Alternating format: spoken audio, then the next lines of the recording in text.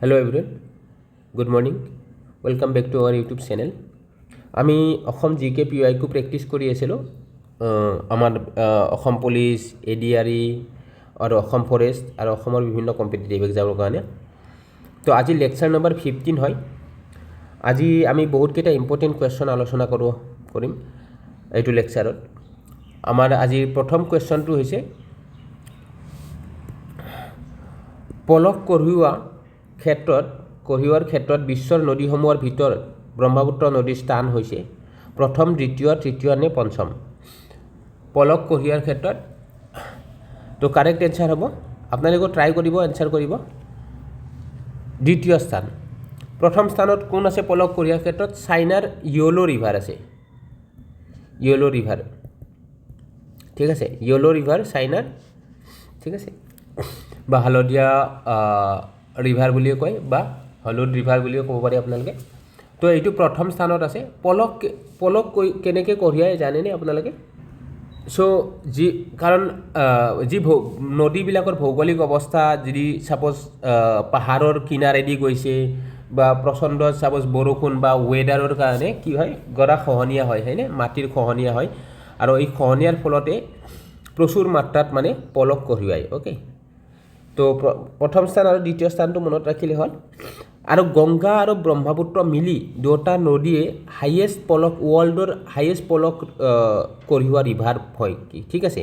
কিন্তু এতিয়া পৃথকভাৱে সুধিছে ব্ৰহ্মপুত্ৰ স্থান। যদি গংগা আৰু ব্ৰহ্মপুত্ৰ সুধিলেহেঁতেন তেতিয়া ফাৰ্ষ্ট পজিশ্যনত আহিলহেঁতেন। অ'কে, ৱৰ্ল্ডৰ ভিতৰত। নেক্সট কুৱেশ্যন,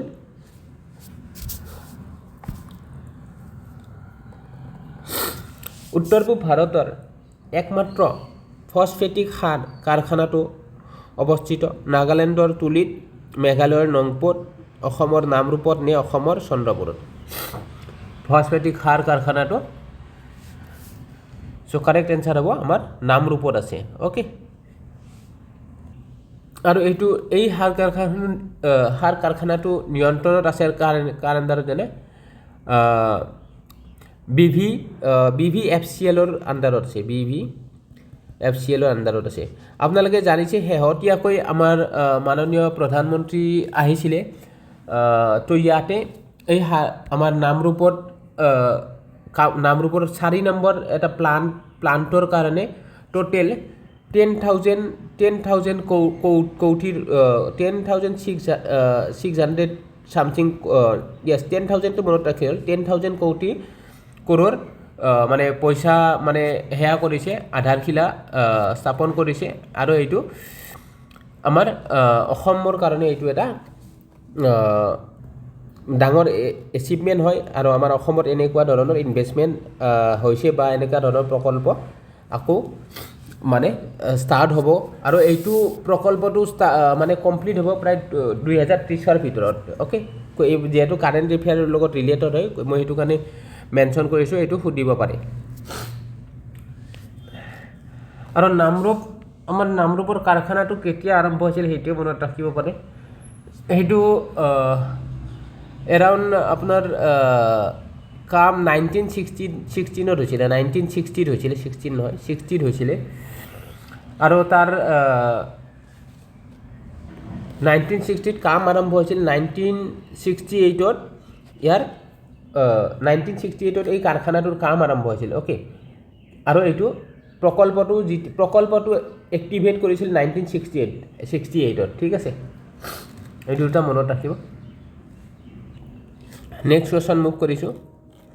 অসমৰ কোনখন জিলাৰ আটাইতকৈ দীঘল আন্তঃৰাষ্ট্ৰীয় সীমা আছে? অপশ্যন কোকৰাঝাৰ, ধুবুৰী, কৰিমগঞ্জ নে নলবাৰী? আন্তঃৰাষ্ট্ৰীয় সীমা আপোনালোকে গেছ কৰিব পাৰিছে। ধুবুৰী জিলাৰ আন্তঃৰাষ্ট্ৰীয় সীমা অতিকৈ দীঘল আছে। কাৰ লগত শ্বেয়াৰ কৰে? বাংলাদেশৰ লগত শ্বেয়াৰ কৰে, হয় না। টোটেল 141 কিলোমিটাৰ আন্তঃৰাষ্ট্ৰীয় বাউণ্ডাৰী শ্বেয়াৰ কৰে। অ'কে, আৰু সেইটো যি চাউথ চালমাৰা আৰু মানকাছাৰ। অ'কে, চাউথ চালমাৰা আৰু মানকাছাৰ জিলাই এই 141 কিলোমিটাৰ শ্বেয়াৰ কৰে কোকৰাঝাৰেও শ্বেয়াৰ কৰে কোকৰাঝাৰে কাৰ লগত কৰে ভূটানৰ লগত কৰে টোটেল 61 কিলোমিটাৰ কৰে কোকৰাঝাৰে কৰিমগঞ্জেও কৰে টোটেল 98 কিলোমিটাৰ শ্বেয়াৰ কৰে বাংলাদেশৰ লগত আৰু আমাৰ নলবাৰীটো জানে নলবাৰী কোনো বৰ্ডাৰ শ্বেয়াৰ নকৰে নেক্সট কুৱেশ্যনলৈ মুভ কৰোঁ আপোনালোকে কমেণ্ট কৰিব আপোনালোকে কিমানটা কৰিব পাৰিছে কুৱেশ্যনবিলাকৰ ভিতৰত তেতিয়া আপোনালোকৰ নিজৰ লেভেল গম পাব কেনেকুৱা ধৰণৰ প্ৰিপাৰেশ্যন হৈছে আপোনালোকৰ অসমত মুঠ উন্নয়ন খণ্ডৰ সংখ্যা হৈছে উন্নয়ন খণ্ড কিমান আছে 119 200 219 নে 180 তো কাৰেক্ট হ'ব 219খন উন্নয়ন খণ্ড আছে অসমত ঠিক আছে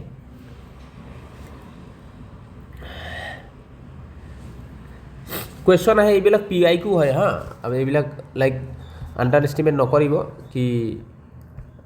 এইবিলাক কুৱেশ্যন দেখা নাই নেদেখালে PIQ হয় মই ক'ৰ পৰা ওলাইছোঁ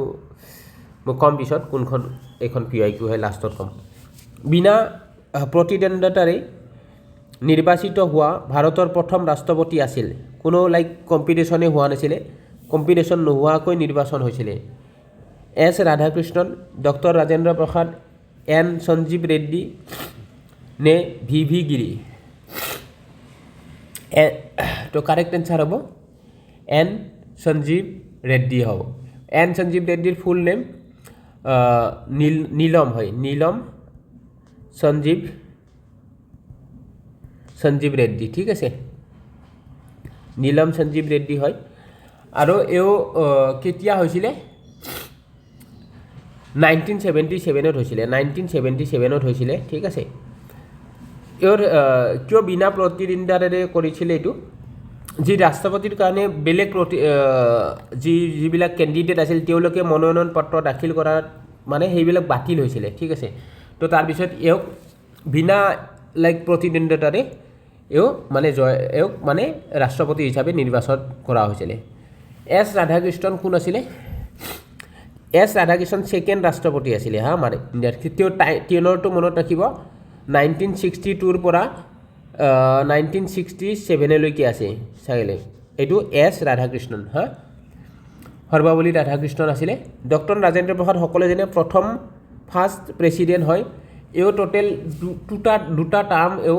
কৰিছিলে ঠিক আছে তেওঁ যেতিয়া আমাৰ স্বাধীন হৈছিলে 1950ৰ পৰা 1962 লৈকে তেওঁ এই পদত আছিলে ওকে VV গিৰি কোন হয় তেওঁ VV গিৰি চতুৰ্থ ফ'ৰ্থ প্ৰেছিডেণ্ট আছিলে ওকে নেক্সট কুৱেশ্যন মুভ কৰিছোঁ সংবিধান সভাটো কাৰ প্ৰস্তাৱ অনুসৰি গঠন কৰা হৈছিল সংবিধান সভাটো বা সভাখন ক্ৰিপছ মিছন আঁচনি কেবিনেট মিছন আঁচনি নে ৱাভেল আঁচনি নে মাউণ্ট বেটেন আঁচনি সংবিধান সভা কিহৰ অধীনত গঠন কৰা হৈছিল প্ৰস্তাৱ অনুসৰি তো কাৰেক্ট এনচাৰ হ'ব কেবিনেট মিছন প্লেনৰ জৰিয়তে হয়নে কেবিনেট মিছন আঁচনি কেবিনেট মিছন প্লেন কেতিয়া আহিছিলে ভাৰতত 1946ত আহিছিলে ওকে কেবিনেট মিছন প্লেনৰ অনুসৰি আমাৰ সংবিধান সভাৰ প্ৰস্তাৱ হৈছিলে ৰাইট প্ৰথম সংবিধান সভা কেতিয়া হৈছিল আপোনালোকে কাইণ্ডলি কমেণ্ট কৰিব ক্ৰিপছ মিছন কেতিয়া আহিছিলে 1942ত আহিছিলে 1942ত আহিছিলে ক্ৰিপছ মিছন ঠিক আছে ইয়াত তিনিটা প্ৰতিনিধি আছিল ক্ৰিপছ মিছনত এই প্ৰতিনিধি তিনিটা মনত ৰাখিব এটা হৈছে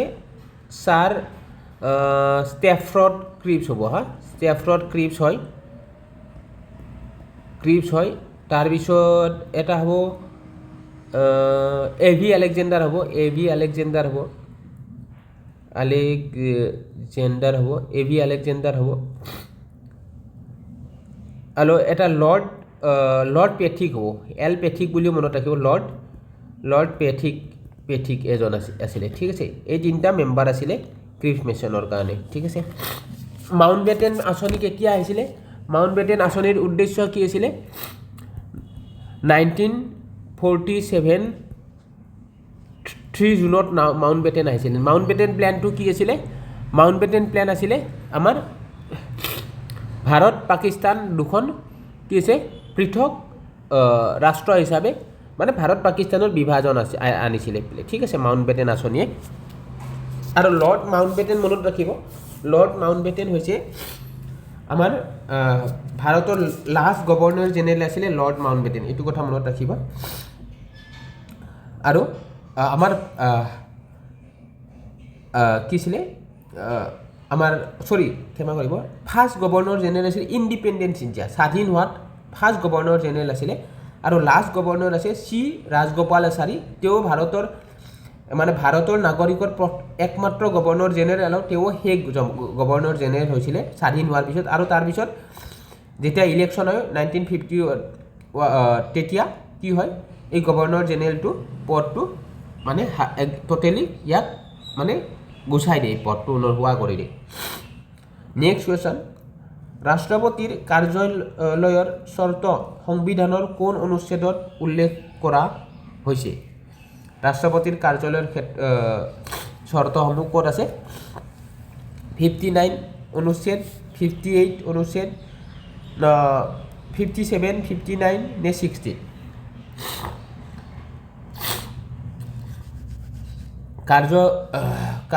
কাৰ্যালয়ৰ চৰ্ত আছে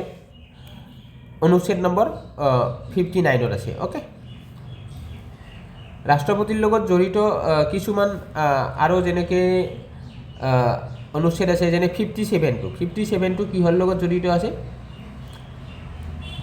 এইটো নিৰ্বাচনৰ যোগ্যতাৰ ওপৰত আছে ওকে 57 আৰু এটা ইম্পৰ্টেণ্ট আছে 60 হৈছে ৰাষ্ট্ৰপতিৰ ওথ অফ ইনফৰমেশ্যন হয় মানে শপত লোৱাটো 60 আছে আৰু এটা আছে আৰ্টিকল ইয়াত দিয়া নাই 61 আছে ভেৰি ইম্পৰ্টেণ্ট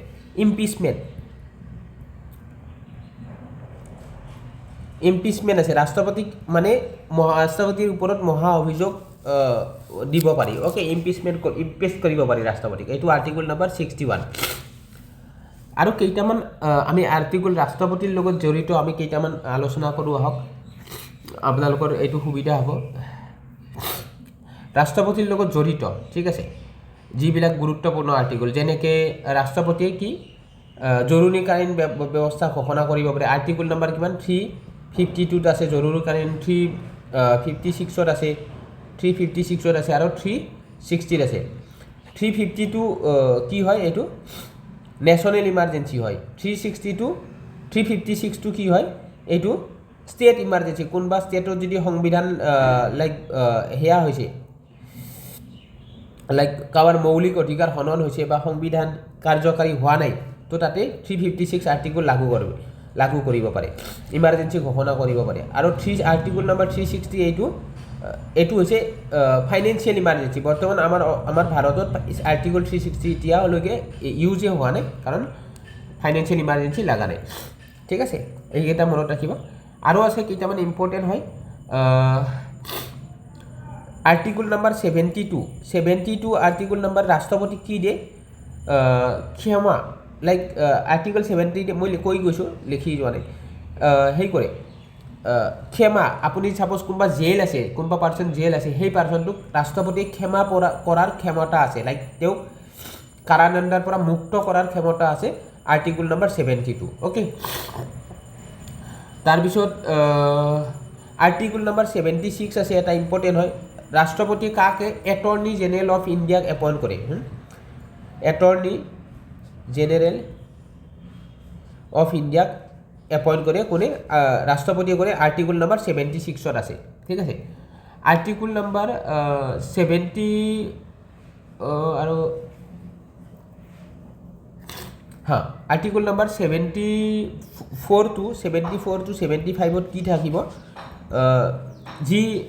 হেয়া আছে কি কয় এইটো মন্ত্ৰী পৰিষদ আছে কেন্দ্ৰীয় মন্ত্ৰী পৰিষদৰ এইটো ৰাষ্ট্ৰপতিৰ সহায় আৰু এইবিলাকৰ বিষয় আছে ঠিক আছে কেন্দ্ৰীয় মন্ত্ৰী পৰিষদে ৰাষ্ট্ৰপতিক কেনেকৈ উপদেশ দিব পাৰে বা ৰাষ্ট্ৰপতি কেনেকৈ কেন্দ্ৰীয় মন্ত্ৰী পৰিষদৰ পৰা কিছুমান ডিচিশ্যন লোৱাৰ কাৰণে মানে কোঅপাৰেট কৰে সেইটোৰ বিষয়ে আছে ঠিক আছে আৰু মন্ত্ৰীসকলকো নিযুক্তি দিয়ে এইটোৰ জৰিয়তে ঠিক আছে 74-75ৰ আগত এই জৰিয়তে আৰু কেইটামান ইম্পৰ্টেণ্ট আছে আৰ্টিকল নাম্বাৰ 111 এইটো ইম্পৰ্টেণ্ট হয় এইটো মনত ৰাখিব 111 এইটো কিবা যদি বিধায়ক কিবা যদি লাইক কিবা বিল পাছ কৰিব লগা হয় যেনেকৈ আপুনি জানে আমাৰ হয় না চিটিজেন এইটো amendment act citizenship amendment act এই এক্টটো ছাপ'জ পাছ কৰিব হ'লে কিবা এটা বিধায়ক মানে লাইক পাছ কৰিব হ'লে তো ৰাষ্ট্ৰপতিৰ সন্মতিৰ প্ৰয়োজন হয় ঠিক আছে উইদাউট ৰাষ্ট্ৰপতিৰ এছেণ্ট এইটো এটা এক্ট হ'ব নোৱাৰে ঠিক আছে যেনেকৈ আমাৰ কেব আহিছিলে না অসমত কেব আছিলে যেনেকৈ চিটিজেনশ্বিপ এমেণ্ডমেণ্ট বিল আছিলে এই বিলটো এক্টত কেতিয়া পৰিণত হৈছে যেতিয়া সংসদত পাছ হৈ ৰাষ্ট্ৰপতিয়ে এছেণ্ট কৰিছে ছাইন কৰিছে তাতে তেওঁ নিজৰ সন্মতি প্ৰকাশ কৰিছে তেতিয়াহে এইটো এটা এক্টত পৰিণত হৈছে ৰাইট এটা ভেৰি ইম্পৰ্টেণ্ট ৰিচেণ্টলি নিউজত আছিলে আৰ্টিকল নাম্বাৰ 143 কি আছে ৰাষ্ট্ৰপতিয়ে উচ্চতম ন্যায়ালয়ৰ কিবা মতামতত না বিচাৰৰ কাৰণে অনুমতি দিব পাৰে ৰিচেণ্টলি যেনে এটা তামিলনাডুত কেছ হৈছিলে তামিলনাডু গভৰ্ণমেণ্টৰ এগেইনষ্টতো কি কৰিছে আমাৰ ৰাষ্ট্ৰপতিয়ে এই আৰ্টিকল 143টো ইউজ কৰিছে ঠিক আছে এইটো মনত ৰাখিব আৰু এটা আছে আৰ্টিকল নাম্বাৰ 361 আৰ্টিকল নাম্বাৰ 361 কি হয় যে এটা আমাৰ প্ৰেচিডেণ্ট আছে ঠিক আছে প্ৰেচিডেণ্টক মানে যিবিলাক আমাৰ কোৰ্টে আছে কোৰ্টে মানে তেওঁ কাৰ্যকালৰ সময়ত তেওঁক এৰেষ্ট কৰিব নোৱাৰে এইটো কথা জানিব আপোনালোকে ৰাষ্ট্ৰপতিক আৰ্টিকল নাম্বাৰ 368 ৰাষ্ট্ৰপতিক এইটো ক্ষমতা প্ৰদান কৰে কোনো ৰাষ্ট্ৰপতিকে তেওঁৰ কাৰ্যকালৰ সময়ত কোনো ন্যায়ালয় লাইক কোনোবাই সুপ্ৰিম কোৰ্টত তেওঁৰ ওপৰত কিবা কেছ কৰি তেওঁক মানে এৰেষ্ট কৰিব নোৱাৰে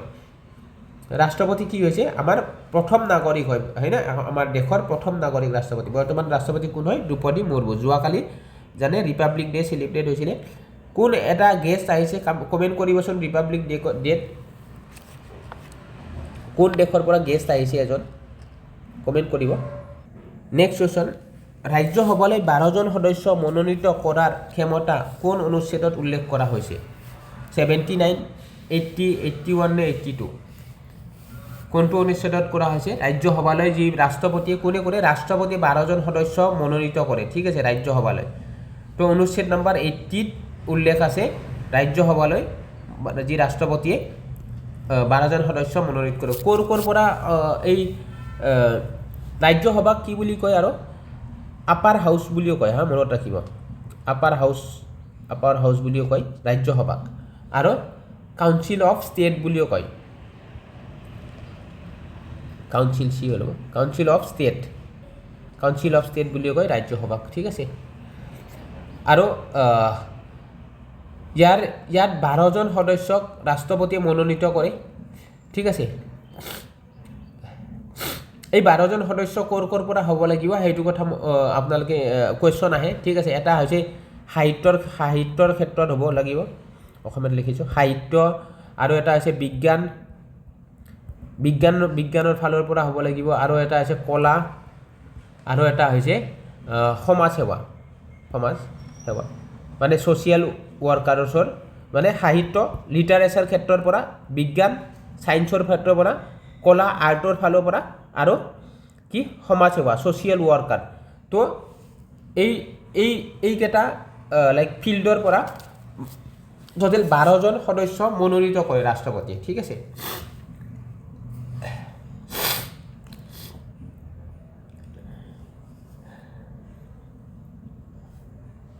আৰ্টিকল নম্বৰ 81 কি আছে আৰ্টিকল নম্বৰ 81টো লোকসভাৰ বিষয়ে আছে ঠিক আছে লোকসভাৰ বিষয়ে আলোচনা কৰি house of the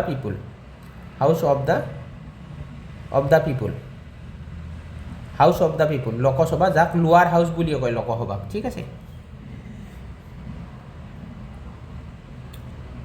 next কুৱেশ্যনলৈ move কৰিছোঁ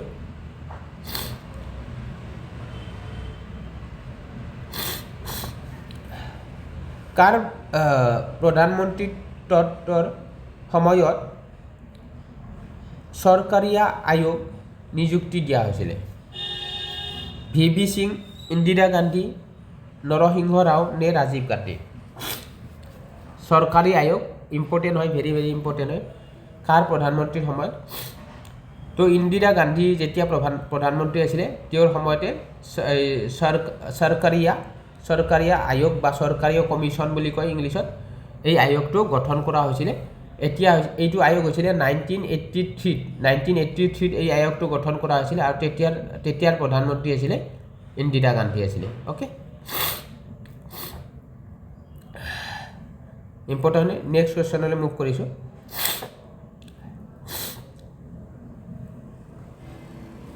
অনুসূচিত জাতি আৰু অনুসূচিত জনজাতিৰ বাবে আসন সংৰক্ষণ সংবিধানৰ কোন অংশত আলোচনা কৰা হৈছে দ্বাদশ অংশ, ত্ৰয়োদশ অংশ নে চতুৰ্দশ অংশ ক'ত আছে অনুসূচিত জাতি আৰু জনজাতিৰ কাৰণে যি আসন সংৰক্ষণ কৰে সেইটো অপশ্যনটোত নাই এইটো মই জাষ্ট জ্ঞানে দিলোঁ বুলি আপোনালোকে ট্ৰাই কৰক অলপ 16 অংশত আছে হা 16 অংশত আছে অনুসূচিত জাতি আৰু জনজাতিৰ কাৰণে দ্বাদশ অংশত কি আছে দ্বাদশ অংশত ফাইনেন্সৰ বিষয় আছে ফাইনেন্স তাৰপিছত প্ৰপাৰ্টিৰ বিষয় আছে প্ৰপাৰ্টিৰ বিষয় আছে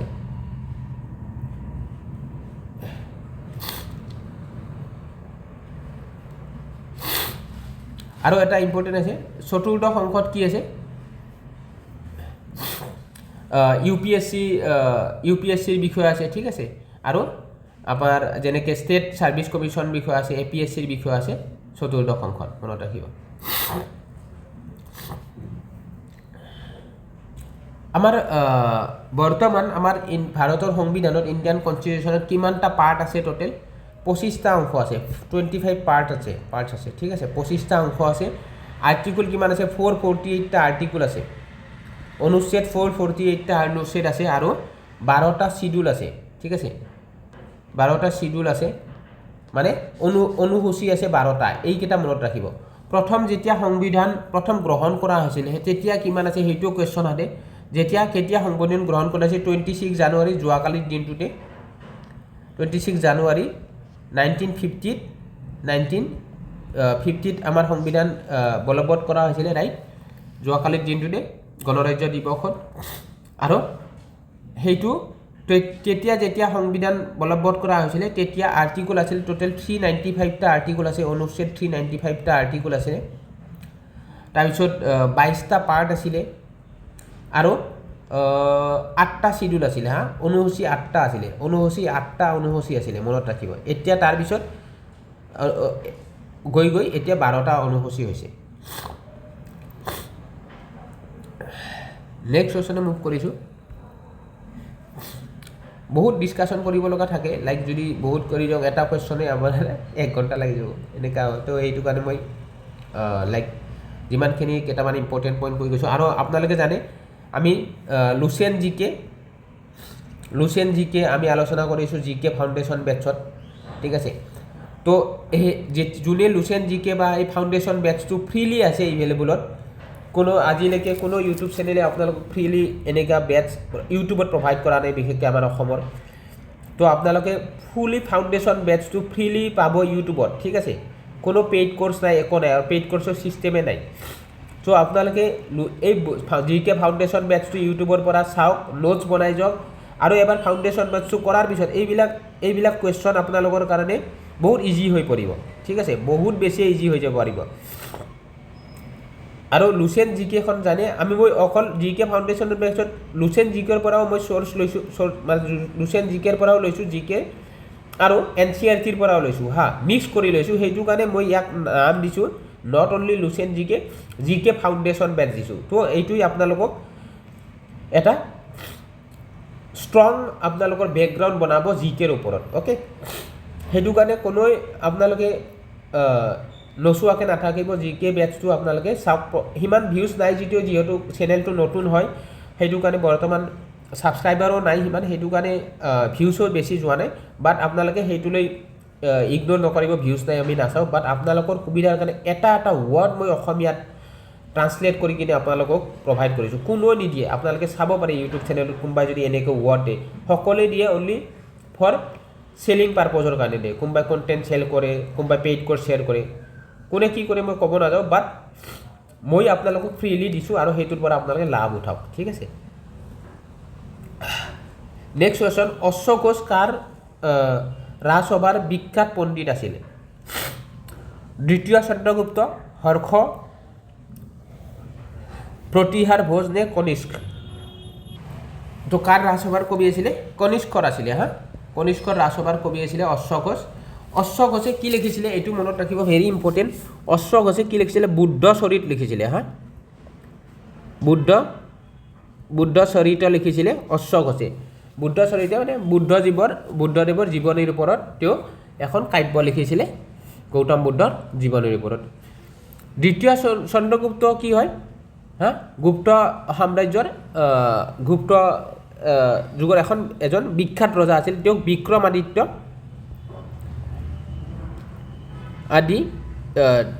বিক্ৰমাদিত্য নামেৰেও তেওঁক জনাজাত, হয়নে? তেওঁৰ কৰ্ততে নৱৰত্ন এবোৰ আছিলে। নৱৰত্নবিলাকৰ নাম যেনেকৈ আপোনাৰ কালিদাস আছিলে। হা, চন্দ্ৰগুপ্তৰ সময়তে, ঠিক আছে। আৰু তেওঁৰ সময়ছোৱা আছিলে, এইটো মনত ৰাখিব, এৰাউণ্ড 380 CE হয়। 380 CE পৰা 415লৈকে আছিলে, ঠিক আছে। 415লৈকে নৱৰত্নবিলাক আমাক প্ৰথম হৈছে কালিদাস, ঠিক আছে। তাৰপিছত ধন্বন্তৰী আছিলে, ঠিক আছে। তাৰপিছত বাৰামিহিৰ আছিলে, ঠিক আছে। আৰু কি আছিলে? বাৰামিহিৰ আছিল আৰু অমৰ সিংহ আছে। স্পেলিং মিছ হ'লেও আপোনালোকে নামটো মনত ৰাখিব। অমৰ সিংহ আছিলে। তাৰপিছত আছিলে শংকু আছিলে, ঠিক আছে। আৰু আছিলে 9টা, কেইটা হ'ল? 1, 2, 3, 4, 5টা হ'ল, আৰু 4টা আছে। আৰু আছিলে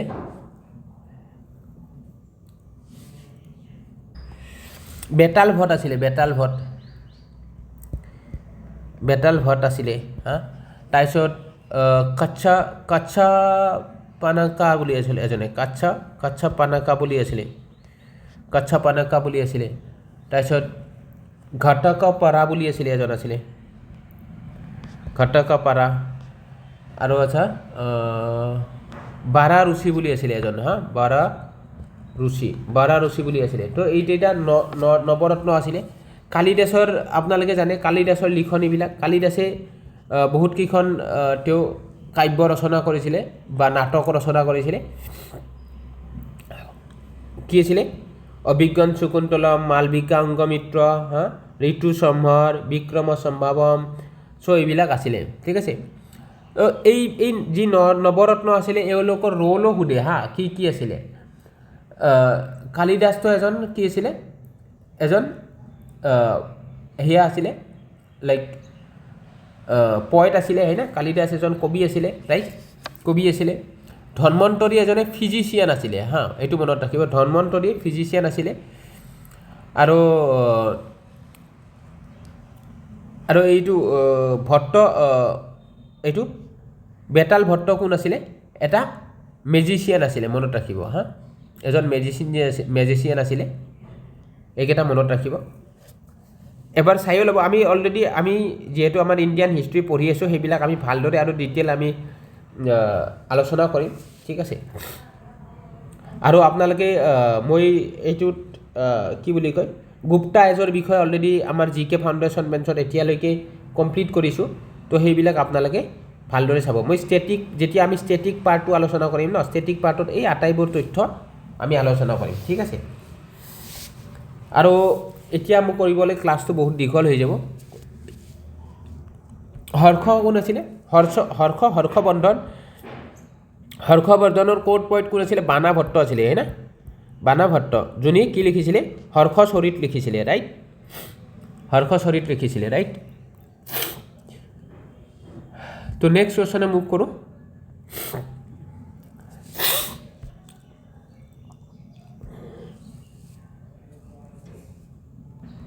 কনিষ্কৰ ৰাজ্যৰ ৰাজধানী ক'ত আছিল চাওক পূৰা অলপ সেইটো আৰু সেম টাইপৰে কুৱেশ্যন দি দিছে ৰাজগৃহ কাবুল পাটলিপুত্ৰ নে পুৰুষপুৰা কোনটো আছিলে কনিষ্কৰ ৰাজ্যৰ ৰাজধানী পুৰুষপুৰা আছে ঠিক আছে বৰ্তমান এইটো ইয়াতে আছে পুৰুষ পাকিস্তানৰ পেছাৱাৰত আছে হা এইটো মনত ৰাখিব পাকিস্তানৰ পেছাৱাৰত আছে পুৰুষপুৰাটো আৰু কনিষ্কৰ যি এটা কবিটো দিছিলে আমি অশ্ব ঘোষ বাট কনিষ্কৰ সময়তো আৰু বহুত মহান মহান পণ্ডিত আছিলে আৰু এজন ইম্পৰ্টেণ্ট নাম আছে মই এইটো মনত পৰিছে নাগাৰ্জুনা বুলি এজন কবি আছিলে ঠিক আছে যোনে কি আছিলে বুদ্ধ ধৰ্মৰ এজন বিখ্যাত দাৰ্শনিক আছিলে যি মহাযান বুধ এটা দুটা ছেক্ট আছিলে ন এটা হিনজান আৰু মহাযান এই মহাযান ধৰ্মৰ তেওঁৰ এজন দাৰ্শনিক আছিলে হা নাগাৰ্জুনা ভেৰি ইম্পৰ্টেণ্ট মনত ৰাখিব তাৰপিছত আৰু আছিলে বৰ্তমান মোৰ মাইণ্ডত অহা নাই আপোনালোকে নাগাৰ্জুনাৰ কথাটো মনত ৰাখিব ঠিক আছে নেক্সট কুৱেশ্যন আমি মৃচ্ছকটিকা কোনে ৰচনা কৰিছিলে সুদৰ্শ কালিদাস ভাৱৰী নে হৰিসেন মৃচ্ছকটিকা কোনে ৰচনা কৰিছিলে সুদৰ্শই ৰচনা কৰিছিলে ৰাইট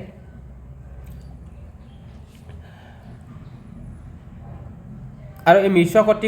মৃচ্ছকটিকাৰ শব্দৰ অৰ্থ সোধে এই শব্দৰ অৰ্থটো হৈছে the little clay of art বুলি হয় কেতিয়াবা এনেকুৱাও কুৱেশ্যন আহে লিটিল ক্লে কাৰ্ড হয় লিটিল ক্লে কাৰ্ড হয় এইটো ইংলিছত নাম আৰু যদি অসমীয়াত আপোনালোকে সৰু মাটিৰ গাড়ী বুলি কয় ঠিক আছে সৰু মাটিৰ গাড়ী অসমীয়াত হ'ব সৰু মাটিৰ গাড়ী ঠিক আছে the little clay art card বুলি আপোনালোকে কুৱেশ্যন আহে মৃচ্ছকটিকাৰ এইটো মিনিং হয় মানে ইয়াৰ অৰ্থ হয় দ্য লিটিল ক্লে আৰ্ট আৰু এইখন কোনে লিখিছিলে ৰচনা কৰিছিলে সুদৰ্শই কৰিছিলে ঠিক আছে তেওঁ এজন নাট্যকাৰ আছিলে আমাৰ ভাৰতত কালিদাসৰ বিষয়ে অলৰেডি আমি পঢ়িলোঁ কালিদাসে কি ৰচনা কৰিছিলে অলৰেডি পালোঁ হা অভিজ্ঞান শকুন্তলম মেঘদূতম এইবিলাক নাটক ৰচনা কৰিছিলে হা মালবিকা অগ্নিমিত্ৰ যি শুংগ ডাইনেষ্টিৰ পুষ্যমিত্ৰ শুংগৰ সন্তান আছিলে কোনে অগ্নিমিত্ৰ আছিলে আৰু মালবিকা আৰু অগ্নিমিত্ৰৰ প্ৰেম কাহিনীৰ বিষয়ে আছিলে ঠিক আছে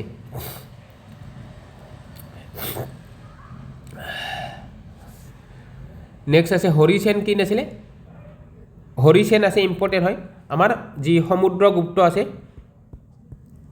গুপ্ত সাম্ৰাজ্যৰ কবি আছিলে হৰিসেন সমুদ্ৰগুপ্তৰ হয়নে হৰিসেনে কি সমুদ্ৰগুপ্তৰ শিলালিপি লিখিছিল না এলাহাবাদ শিলালিপি মনত আছে না লাষ্ট আমি কুৱেশ্যন এইবিলাক কৰিছিলোঁ কোনে লিখিছিলে হৰিসেনে লিখিছিলে হা নেক্সট কুৱেশ্যন মুভ কৰিছোঁ আৰ্যভট্ট এজন বিখ্যাত কি আছিল আৰ্যভট্ট কবি বিজ্ঞানী জ্যোতিৰ্বিদ নে চিকিৎসক তো তেওঁ এজন বিজ্ঞানী বুলিও ক'ব পাৰি আৰু এজন জ্যোতিৰ্বিদ বুলিও ক'ব পাৰি ঠিক আছে অপশ্যন নম্বৰ দুটা হ'ব তেওঁক আৰু আৰ্যভট্টই কি ধাৰণা দিছিলে তেওঁৰ কনচেপ্ট অফ জিৰ' দিছিলে আৰ্যভট্টই দিছিলে তাৰপিছত তেওঁ পাইৰ ভেলু দিছিলে ভেলু অফ পাইৰ ভেলু দিছিলে কিমান পাইৰ ভেলু এটা আনুমানিক 314 হয় না 314 পাইৰ ভেলু হয় তো আৰ্যভট্ট এইবিলাক দিছিলে বহুত অৱদান আছিলে নেক্সট কুৱেশ্যন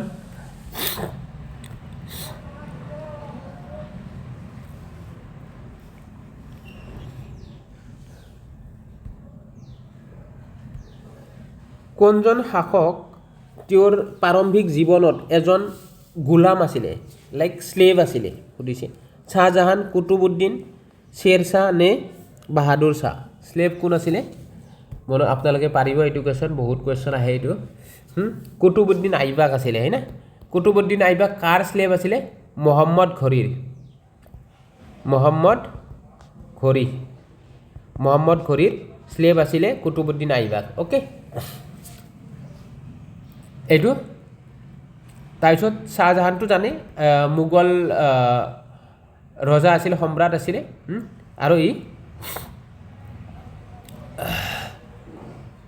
জাহাংগীৰৰ ল'ৰা আছিলে হয় না আৰু ঔৰংজেবৰ শাহজাহান পিতৃ আছিলে আমি যোৱাকালি অলৰেডি পঢ়িছোঁ হয় না বহুত ইম্পৰ্টেণ্ট আমি পঢ়িছোঁ শাহজাহানে কি কি কৰিছিলে শাহজাহানে তাজমহল নিৰ্মাণ কৰিছিলে হয়নে লালকিল্লা নিৰ্মাণ কৰিছিলে যোৱাকালি আমি অলৰেডি পঢ়িছোঁ যিজনে GK ফাউণ্ডেশ্যন বেচ চোৱা নাই আপোনালোকে চাব শ্বেৰশ্বাহৰ বিষয়ে পঢ়িছোঁ আমি যোৱাকালি ক্লাছত নহয় যোৱা পৰহিৰ কাষত যেনেকৈ শ্বেৰশ্বাহে কি কৰিছিলে হুমায়ুনক পৰাস্ত কৰিছিলে হয় না যদি শ্বেৰশ্বাহ নমৰিলেহেঁতেন ইণ্ডিয়াত আমাৰ মোগল বংশ নহ'লহেঁতেন আফগান ৰুল হ'লহেঁতেন ৰাইট বাহাদুৰ শ্বাহৰ বিষয়ে আমি পঢ়িছোঁ অ'কে চ' এইবিলাক আটাইবোৰ আমি GK ফাউণ্ডেশ্যন বেচত পঢ়িছোঁ এতিয়া মই সেইটো কাৰণে ৰিপিট কৰা নাই নেক্সট কুৱেশ্যন বিন্ধ্যাচল পৰ্বতমালা অতিক্ৰম কৰা প্ৰথম তুৰ্কী বিজেতা কোন আছিল ইলটুটমিছ বলবন আলাউদ্দিন খিলজি নে ফিৰোজ শ্বাহ তুগলক তো আলাউদ্দিন খিলজি হ'ব প্ৰথম বিজেতা আছিলে আলাউদ্দিন খিলজি আছিলে যি বিন্ধ্যাচল পৰ্বতমালা অতিক্ৰম কৰিছিল অ'কে আৰু যি আলাউদ্দিন খিলজি যি দিল্লী চলতানত আছিল না দিল্লী চলতানৰ এওঁ প্ৰথম শাসক আছিলে মনত ৰাখিব হা দেই মনত ৰাখিব ইলটুটমিছ আমি এইবিলাক গোটেই পঢ়িছোঁ আলাউদ্দিন খিলজিৰ বিষয়ে পঢ়িছোঁ হয়নে দিল্লী চলতানৰ বিষয়ে ধুনীয়াকৈ পঢ়িছোঁ সকলোৱে GK বেচটো আপোনালোকে চাব ইলটুটমিছ কোন আছিলে স্লেভ ডাইনেষ্টিৰ এজন শাসক আছিলে হা স্লেভ ডাইনেষ্টিৰ যোনে কুতুবুদ্দিন আইবাকে আৰম্ভ কৰিছিলে স্লেভ ডাইনেষ্টি তেওঁৰ শাসক আছিলে এজন ইলটুটমিছ আছিলে তাৰপিছত বলবন কোন আছিলে তেওঁৰ নাম অৰিজিনেল তেওঁৰ নাম গিয়াছুদ্দিন বলবন বুলিয়ে কয় তেওঁ ঠিক আছে তেওঁ এজন আমাৰ নৰ্থ ইণ্ডিয়াত এজন শাসক আছিলে গিয়াছুদ্দিন বলবন আমি অলৰেডি পঢ়িছোঁ ফিৰোজ শ্বাহ তুগলক কোন আছিলে তুগলক বংশৰ শাসক আছিলে হা এইবিলাকো আমি পঢ়িছোঁ তুগলক বংশ সকলোৱে GK ফাউণ্ডেশ্যন বেচটো চাব মই আপোনালোকক ৰিকুৱেষ্ট কৰিছোঁ নেক্সট কুৱেশ্যন মুভ কৰিছোঁ বিজয়নগৰ ৰাজ্য কাৰ শাসনকালত অস্তিত্বলৈ আহিছিল আমি যিবোৰ পঢ়িছোঁ তাকেই কুৱেশ্যন এইবিলাক PY এইটো কৈ দিছোঁ এইজন APSCৰ কুৱেশ্যন হয় 2006ৰ এইখন পেপাৰ হয় হা মনত ৰাখিব 2006ৰ এইখন APSCৰ পেপাৰ হয় আৰু তাৰপৰাই আমাৰ বৰ্তমান কাৰণ আগতে APSCৰ কুৱেশ্যনবিলাক বহুত ইজি আছিলে আৰু বৰ্তমান তাৰপৰাই আপোনালোককো কুৱেশ্যন বনাই দিয়ে ঠিক আছে সেইকাৰণে প্ৰিভিয়াছ ইয়াৰ কুৱেশ্যন কৰা ইম্পৰ্টেণ্ট হয় কেনেকুৱা ধৰণৰ পেটাৰ্ণ আহে কুৱেশ্যন আমি সেইটো বুজিব পাৰোঁ বিজয়নগৰ ৰাজ্য কাৰ শাসনকালত অস্তিত্বলৈ আহিছিল গিয়াছুদ্দিন তুগলক মহম্মদ বিন তুগলক ফিৰোজ শ্বাহ তুগলক নে খিজৰ খান মহম্মদ বিন তুগলকৰ শাসনকালত অস্তিত্বলৈ আহিছিলে আৰু বিজয়নগৰ সাম্ৰাজ্য কোনে স্থাপন কৰিছিলে হৰিহৰ বুক্কা আৰু হৰিহৰ এণ্ড বুক্কাই কৰিছিলে হা হৰিহৰা 1 আৰু বুক্কাৰায়া 1 এই বিজয়নগৰ সাম্ৰাজ্য স্থাপন কৰিছিল আমি অলৰেডি পঢ়িছোঁ বিজয়নগৰ সাম্ৰাজ্য তাৰপিছত বামহানী কিংডম আমি আটাইবোৰ পঢ়িছোঁ হয় না পাঁচটা যেনেকৈ বেৰৰ বিদৰ এইবিলাক গোলকণ্ডা আহমদনগৰ এইকেইটাত বামহানী কিংডম বামহানী সাম্ৰাজ্য বিভাজন হৈছিলে আটাইবোৰ পঢ়িছোঁ আপোনালোকে সেইবিলাক চাব কাক হিন্দুস্তানৰ ভাটি বুলি কোৱা হৈছিল কাক কোৱা হৈছিলে মীৰাবাই কালিদাস আমিৰ খুচৰো নে কবিৰ ভাটু বুলি কোৱা হৈছিলে ভাটি এইটো ভাটৌ বুলি কোৱা হয় ভাটৌ হ'ব ভাটি নহয় ভাটৌ হ'ব parrot of India parrot of India তো কাক আমিৰ খুচৰক কোৱা হৈছিলে আমিৰ খুচৰক কোৱা হৈছিলে পেৰট অফ ইণ্ডিয়া মোৰ লিখাতে ভুল হৈছে এইটো পেৰট অফ ইণ্ডিয়া কুৱেশ্যনটো আমিৰ খুচৰক কোৱা হৈছিলে পেৰট অফ ইণ্ডিয়া বুলি কোৱা হৈছিলে আৰু তেওঁ কাৰ ৰাজসভাৰ কবি আছিলে আলাউদ্দিন খিলজিৰ ৰাজসভাৰ কবি আছিলে হা আলাউদ্দিন খিলজি যি আছিলে খিলজিৰ ৰাজসভাৰ কবি আছিলে আমিৰ খুচৰ আৰু তেওঁক আমিৰ খুচৰক টুটে ই হিন্দ বুলিও কয় টুটে ই হিন্দ লাইক যি ইছলামিক নেম হয় টুটি ই হিন্দ বুলিও কয় আমিৰ খুচৰক হা যেনেকৈ পেৰট অফ ইণ্ডিয়া ইংলিছত পেৰট অফ ইণ্ডিয়া এইটো ইছলামিক নেম টুটি অফ হিন্দ টুটি অফ হিন্দ ইছলামিক নেম হয় আৰু ভাৰতৰ ভাটৌ বুলি কোৱা হৈছিলে আমিৰ খুচৰক আৰু আলাউদ্দিন খিলজিত কালিদাস জানে চন্দ্ৰগুপ্ত বিক্ৰমাদিত্য টুৰ কবি আছিলে হয়নে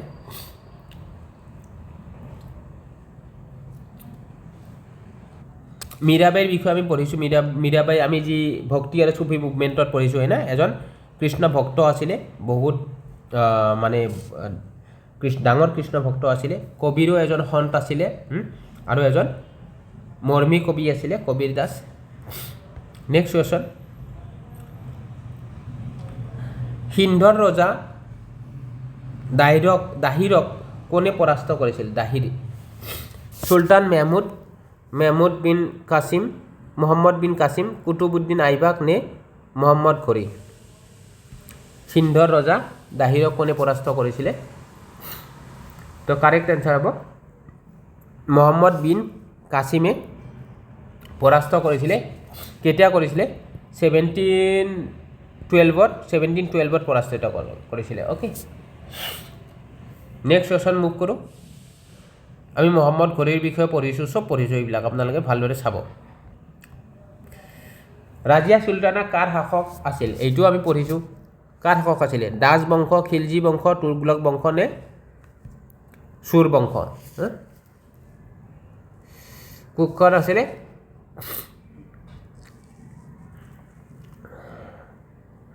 দাস বংশৰ আছিলে অ'কে আৰু ৰাজিয়া চুলতানা কাৰ জীয়ৰী আছিলে ইলটুটমিছৰ জীয়ৰী আছিলে হা ইলটুটমিছৰ জীয়ৰী আছিলে হয়নে ইলটুটমিছৰ জীয়ৰী আছিলে ৰাজিয়া চুলতান ঠিক আছে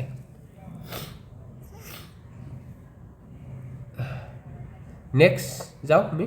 এইবিলাক খিলজি বংশ তুগলক বংশ আটাইবোৰ পঢ়িছোঁ আমি দিল্লী চালতানাতত বিজয়নগৰ সাম্ৰাজ্যৰ সৰ্বশ্ৰেষ্ঠ শাসক কোন আছিল বিজয়নগৰ সাম্ৰাজ্য পঢ়িছোঁ এই PYQত আমি যি পঢ়িছোঁ তাকে আহিছে চ' আপোনালোকে চাওক লুচেন জিকে আপোনালোকে পঢ়িলে আপোনালোকে যি আমাৰ জিকে ফাউণ্ডেশ্যন বেচ পঢ়িলে আপোনালোকে পুৰা ক্লিয়াৰ হৈ যাব আপোনালোকৰ কনচেপ্ট সৰ্বশ্ৰেষ্ঠ সাম্ৰাজ্য বিজয়নগৰ সাম্ৰাজ্য কোনে প্ৰতিষ্ঠা কৰিছিলে হৰিহৰ আৰু বুক্কাই এতিয়া আমি পালোঁ ৰাইট আৰু শ্ৰেষ্ঠ শাসক আছিলে কৃষ্ণদেৱৰায় আছিলে ঠিক আছে কৃষ্ণদেৱৰায়ৰ বিষয়ে আমি পঢ়িছোঁ আৰু কৃষ্ণদেৱৰায়ৰ সময়তে গোল্ডেন এৰা বুলি কৈছিলে বিজয়নগৰ সাম্ৰাজ্যৰ ঠিক আছে আৰু বিজয়নগৰ সাম্ৰাজ্যত কেইটামান ট্ৰেভেলাৰ আহিছিলে সেই ট্ৰেভেলাৰ যোৱাকালিও মই এবাৰ আপোনাক মই ফাউণ্ডেশ্যন বেটছৰ ক্লাছত উল্লেখ কৰিছোঁ আৰু আপোনালোকেও যিসকলে চোৱা নাই ফাউণ্ডেশ্যন বেটছটো চাব যোৱাকালি তাতে আৰু বিজয়নগৰ এম্পায়াৰটো আপোনালোকে ভালদৰে চাব তাতে পুৰা ডিটেইল মই আলোচনা কৰিছোঁ অ'কে এটা পইণ্ট আৰু এইটো বহুত কষ্ট কৰি বনোৱা হৈছে চ' আপোনালোকে ভালদৰে জিকে ফাউণ্ডেশ্যন বেটছটো চাব অ'কে ফ্ৰীলি এভেইলেবল আছে ইউটিউবত চ' সকলোকে ধন্যবাদ থাকিল এই ক্লাছটো পেচেঞ্চলি চোৱাৰ কাৰণে আৰু আপোনালোকে জানে চেনেলটো নতুন হয় চ' কাইণ্ডলি সকলোৱে চেনেলটো লাইক শ্বেয়াৰ ছাবস্ক্ৰাইব কৰি যাব আৰু কেনেকুৱা লাগিছে আপোনালোকৰ ক্লাছবোৰ জিকে ফাউণ্ডেশ্যন বেটছৰ ক্লাছ কিবা যদি আপোনালোকে ভাবে কিবা ইম্প্ৰুভমেণ্ট লাগে কমেণ্ট কৰিব পাৰে মই এটা কৈছোঁ লাইক ফাউণ্ডেশ্যন বেটছটো কৰি যাম আৰু আমি PYQ প্ৰেক্টিছো কৰি যাম তেতিয়া আমি আপোনালোকে ডেইলি মোৰ দুটা লেকচাৰ থাকিব এটা PYQ প্ৰেক্টিছ থাকিব এটা ফাউণ্ডেশ্যন বেটছৰ ক্লাছ থাকিব তো সেইটো হিচাপত মই PYQবোৰো লৈছোঁ চ' আপোনালোকৰ মানে লাইক এইপিনে কনচেপ্টো পঢ়িব এইপিনে MCQ এটেম্প কৰিব তেতিয়াহ'লে আপোনালোক আপোনাৰ জিকেটো বহুত ষ্ট্ৰং হ'ব তেতিয়া অ'কে চ' লগ পাম নেক্সট ক্লাছত থেংক ইউ